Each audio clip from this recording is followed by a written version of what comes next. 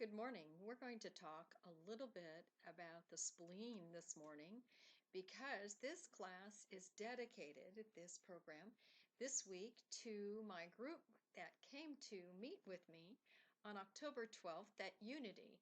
We're so excited and delighted to have more and more Tongue Fu enthusiasts.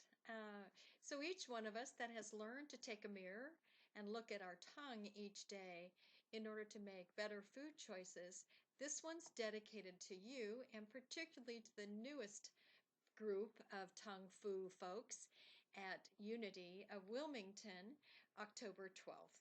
So the spleen, a couple of the folks that we had in our program were asking questions because they had scallops that had formed around the frontal area of the tongue on the sides.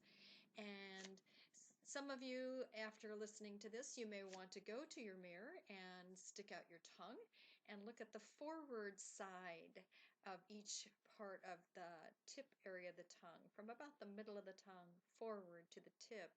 On the sides, if you have bumps or what we call scallops, you're probably a great candidate for the information that we're going to be sharing with you today.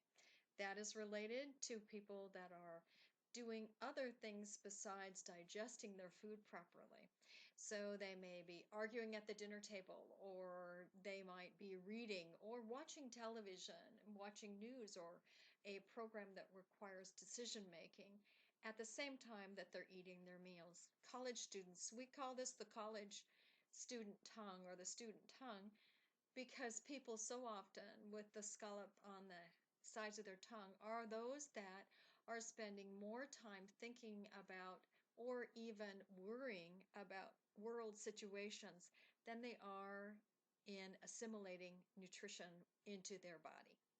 So the human body digestive process takes somewhere between 70 and 90% of the bloodstream in order to process signals from all the way from the vision when we first see the food to the jowls where we digest a large part of the food through our salivary glands that pump enzymes into our mouth in order for us to digest the carbohydrates. And then, of course, the signals from our mind goes into our body and sends signals to create hydrochloric acid in the stomach gut, which is where it will digest animal protein, the more sophisticated protein chains that have locked within them a long-term energy chain. So we need to be able to break those sophisticated bonds.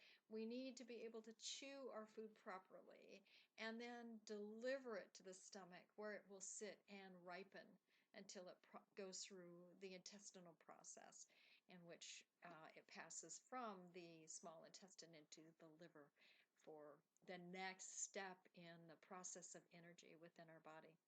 So we'll take a break here. I want you to run and check on your tongue, and we'll be right back.